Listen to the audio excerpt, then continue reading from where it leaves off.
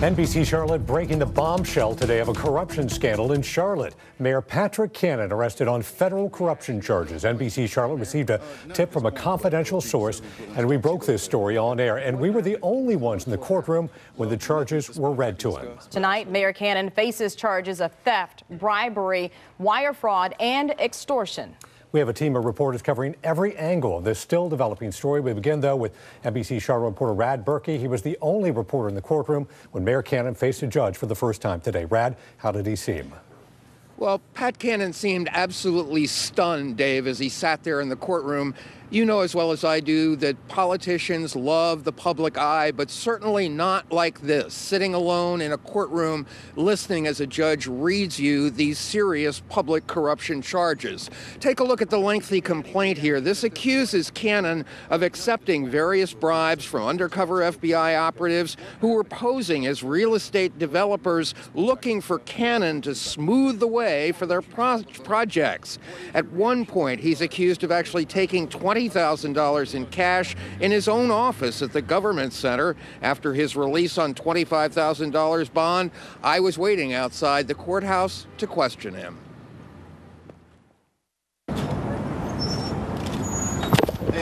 Can you give me any reaction at this point, Mr. Mayor? None at this point, but we'll be certainly willing to talk to you a little bit later on, okay? What happened? Can you tell us what happened? Well, nothing at this point that I can discuss, but I'll certainly be back in contact with you about it. What would you tell the voters of the city today, sir? Well, there's nothing too much I can say at this point, but when I'm able to, I'll certainly touch base back with you. What is your reaction to the charge? Guilty? Not guilty? At this point, there's nothing to respond to at this juncture, so I'll certainly circle back with you, though. Thank you. Gotcha. Now, one thing the FBI complaint says is that the Bureau has much of this investigation captured on audio and on videotape. As this case proceeds, and if it does go to trial one day, that's when we will hear and see what the FBI says it has on tape as evidence against Patrick Cannon. Reporting live at the Government Center, Rad Berkey, NBC Charlotte. Thanks, Rad. The FBI also searching Mayor Cannon's house. We've learned just what they're looking for here. Federal agents seize things like cell phones, tax forms, and information in a brown fossil briefcase. NBC Charlotte anchor Ben Thompson is live in front of the mayor's house in Ballantyne this evening. Ben? Dave, I want to give you a look at the scene here behind me. That row of cars going up this street, those are all unmarked FBI cars. You can see one Charlotte-Mecklenburg police car here in the foreground that's actually handling some traffic issues. There in the background, that is Mayor Cannon's house. Now, earlier, his wife actually left the house. We were the only ones here. I asked her and gave her a chance to defend her husband. Take a listen. Is there anything you'd like to say? Anything in defense of Mr. Cannon? As you heard, silence from her. His mother also here at the house. She came out to her car earlier when we were here. She also said nothing. Of course, this is the home where the mayor lives with his wife and 3 kids.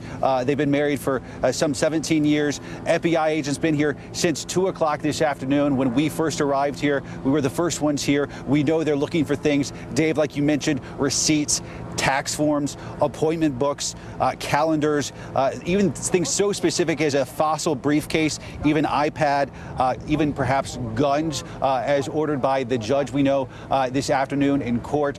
We've been speaking to neighbors here around the neighborhood. In just general terms, I can tell you that they are absolutely stunned by this news, as much of Charlotte is. Neighbors are as well. They had no idea something like this would happen. Also, one other thing we should add is the big question, where is Patrick Cannon right now? As we alluded to at one point this afternoon, we know that his wife and his mom were here at the house. We do not know, though, where he might be at this hour. Reporting live in Ballantyne, Ben Thompson, NBC Charlotte. All right, Ben, and NBC Charlotte cameras caught FBI agents searching Easy Parking at 300 West Trade Street.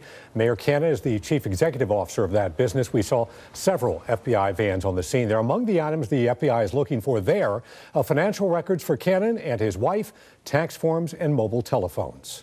NBC Charlotte I-Team reporter Stuart Watson is combing through the 42-page criminal complaint. He is live in the studio right now with a closer look at the charges the mayor is facing. Well, Angie, this 42-page sworn statement from an FBI agent is not at all dull reading. It tells us the Fed's version of backroom meetings, secret phone calls, a Las Vegas trip, and tens of thousands of dollars in cash. The FBI affidavit says that the agent made the first cash bribe by placing $12,500 in cash on a coffee table, at which point the FBI says Cannon looked nervously toward the window and covered the money with a folder. The undercover agent got up and closed the blinds, at which point they say Cannon placed the money near his ear and fanned the bills. But later, Cannon called the undercover agent to say, "I'm not one of those Chicago or Detroit type folk. That's not how I flow." But in a much later conversation, when Cannon was bragging about his political connections, even in the White House, the undercover agent says, "You haven't even hit the pinnacle of your political career yet, have you, Patrick? It will be fun to watch you the next 10, 15, 20 years. Watch where you go." And of course, the double entendre there, the agent or Patrick Cannon hearing, "Watch where your political career will go," the FBI agent knowing, "Watch if you are going to prison for 10 or 15 or 20 years. But of course, what we're hearing now is the FBI's version of events. We can't stress that enough. We haven't heard from Patrick Cannon. Angie? All right, Stuart, thank you. And here's a little more on Cannon's background. He was raised by a single mother. He was first elected to office at the age of 26.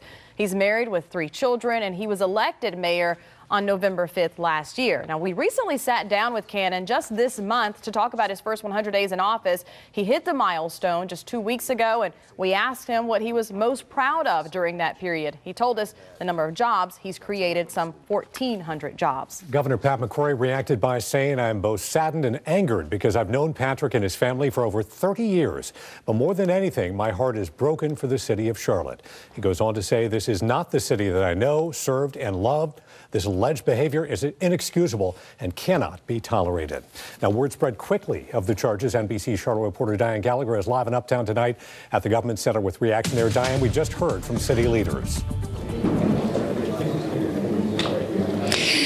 Yeah, David, you know, it seems that city leaders found out around the same time that our own Rad Berkey found out and was at the federal courthouse today. They were really shocked when they came in here. We'd waited for about 2 hours on the second floor of the government building for city leaders to come and make a statement. Council members and city manager Ron Carley finally came in about 4:45 to talk to us about their reaction to Mayor Patrick Cannon's arrest. Here's what they had to say about how they found out. We were notified today at the same time as the public that Mayor Patrick Cannon was arrested on federal charges. The City Council is deeply disappointed to learn of the mayor's arrest. Our thoughts and prayers are with his family. His arrest came as a complete surprise to the City Council and the City Manager. The first any of us learned about the investigation is when the FBI served a search warrant on the mayor's office at noon today. The City Manager and City Attorney have spoken with the U.S. Attorney and committed the city's full cooperation. The City Manager has also directed that all city staff fully cooperate. The City of Charlotte has a long history of honest government, and the City Council is dedicated to preserving the city's reputation. It would shine on the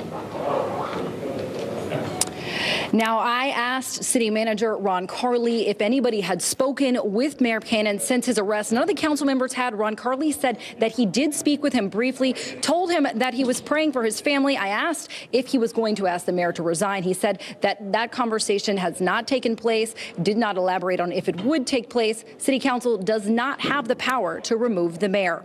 For now, reporting live at the government building, Diane Gallagher, back to you. Diane, thank you. Folks everywhere are buzzing about the news. NBC Charlotte reporter Bora Kim is on the streets of Charlotte and has some of your reaction. Yes, and we were in Uptown this afternoon, in some cases breaking the news of these federal corruption charges to members of the public, while others told us that it was the talk in the office all afternoon. Now, for many visitors I spoke to, it really doesn't bode well for the reputation of the city.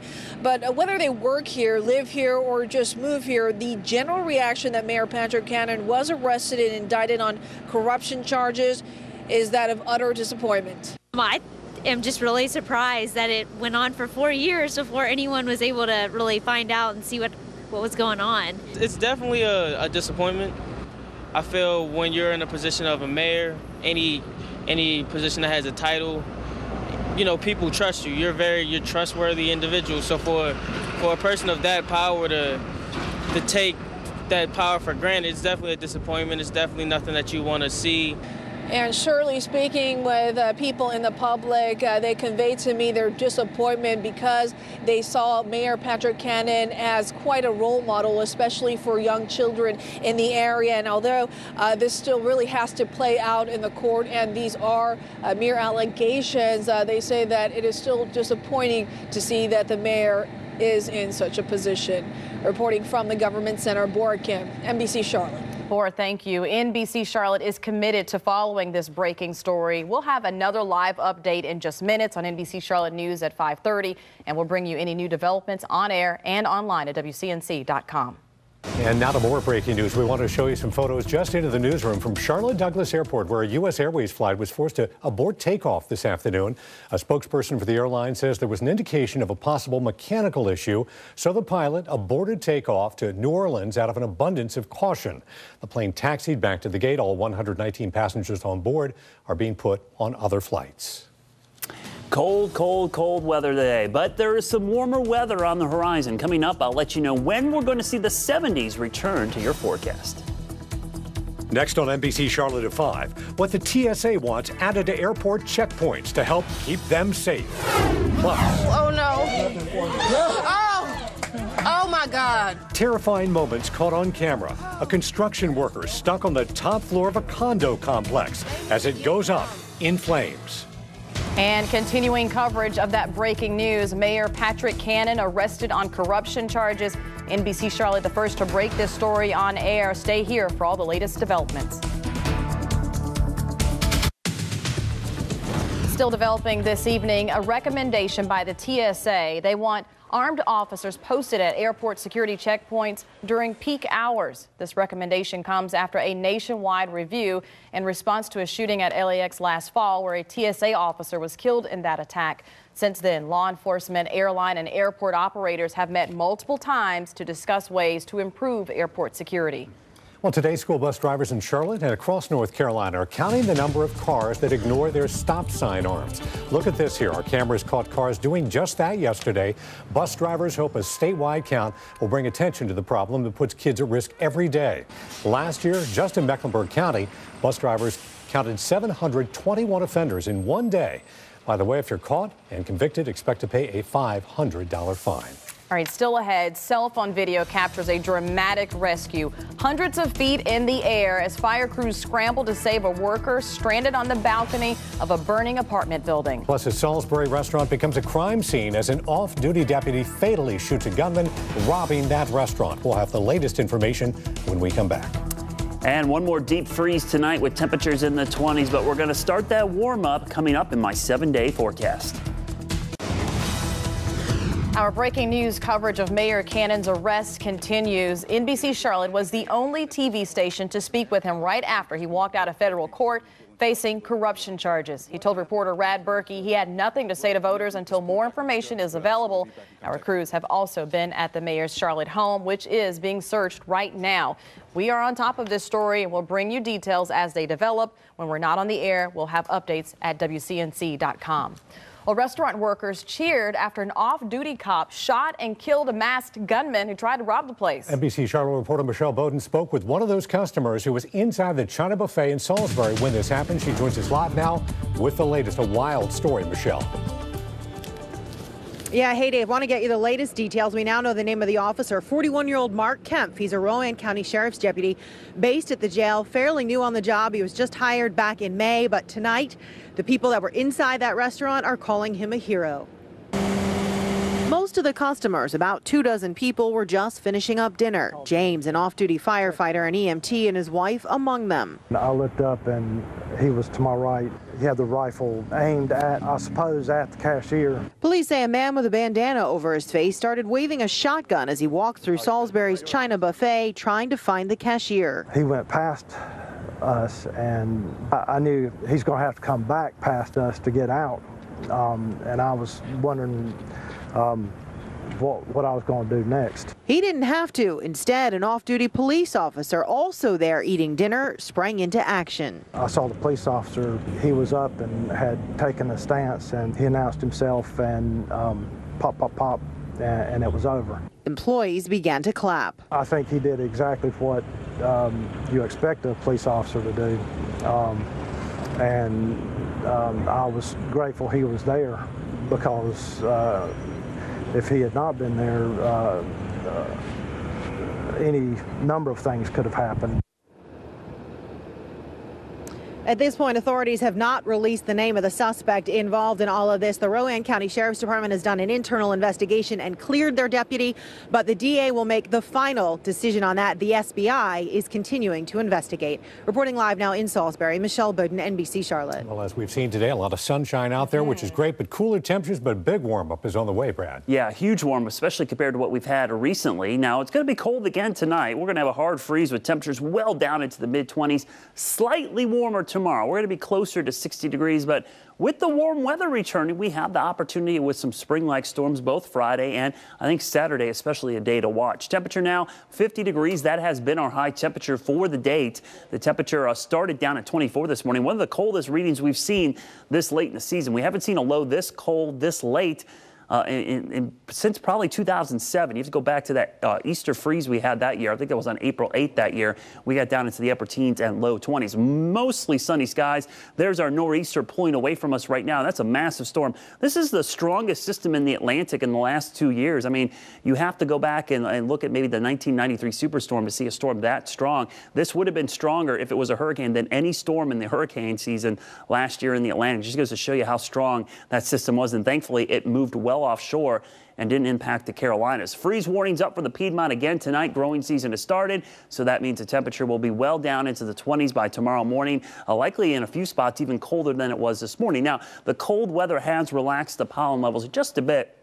But with the warm air returning and a southwest wind, we're going to see those pollen levels start to ramp back up. And here's the reason why. High pressure builds in pretty quickly tonight and tomorrow. We'll get into a southwest wind, which should warm us up close to 60 tomorrow. On Friday with southwest winds, we could get in close to 70. And I think on Saturday with this low approaching, we're really going to pull up some warm air. That's going to do two things. It might get us into the low and mid 70s, but it's also going to give us a chance for some strong, possibly severe storms along this cold front late Saturday afternoon into the evening. It's certainly something I'm going to keep an eye on as we go into the evening hours on Saturday. Now, tonight we'll see clear skies in the mountains with temperatures in the teens. Here in the Piedmont, we'll drop down into the low and mid 20s, so a hard freeze again tonight. As you go east of Charlotte, clear skies and temperatures in the 20s. When you look at the 5-day temperature trend, we're finally going to see temperatures get back to where they should be, above 67, which is our average high. Brief cool down on Sunday, but when you look at the 7-day forecast, nice rebound in temperatures as we go into next week. We'll see temperatures maybe by this time next Wednesday in the mid to upper 70s, and dare I say maybe even in a few spots getting close to 80 degrees. I don't mind at all. You can say that all you want, Brad. All right. Well, dramatic cell phone video captures the rescue of a worker on the upper floors of a building that became engulfed in flames. Yeah, the scene played out yesterday afternoon in Houston, Texas. Oh my God. Where? Do they see him? Terrifying moments caught on camera by a woman in the building next door. This construction worker got stuck on the top floor of the condo complex. Frantically waving at rescuers, he eventually jumps to the balcony below to escape the flames. Oh God, oh God, oh God, oh God. Lucky for him, Houston firefighters were on their way. They raised a ladder up and rescued him. Oh, thank Jesus. Thank you, God. Senior Captain Brad Hawthorne was on the edge of that ladder and made the save. I said, all right, come on. And he had to make the leap, so he kind of jumped and grabbed on. And I said, hang on. Within a couple seconds, right, the roof caved in and the whole 5th floor kind of went out. Hawthorne admits at that moment his adrenaline was pumping. It was pretty hairy. It was, I mean, just the noise from the fire. It was just the cracking and popping of all that the wood. It was pretty loud.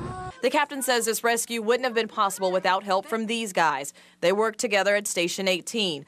Dwayne Weibel is a chauffeur. He was behind the wheel of the ladder truck. It was his job to put it in the perfect position for a safe rescue. They all admit this fire was intense, one of the worst they've seen. You just don't see 5 floors burning all at once. This is one of the fastest growing fires that I've ever been to. I mean, it ran that whole roof and that whole building so fast, and seconds count. That construction worker is fine. In fact, these are his co-workers. They tell us they were all doing stucco work on some of the walls when the fire started suddenly. Everyone's just thankful this story has a happy ending. He was good talking to me and, just excited, thanking us a lot.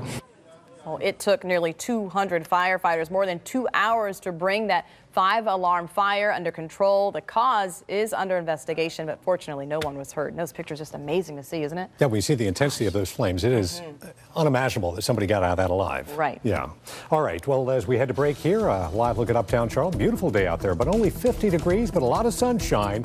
A big warm-up is on the way. Back with more in a moment.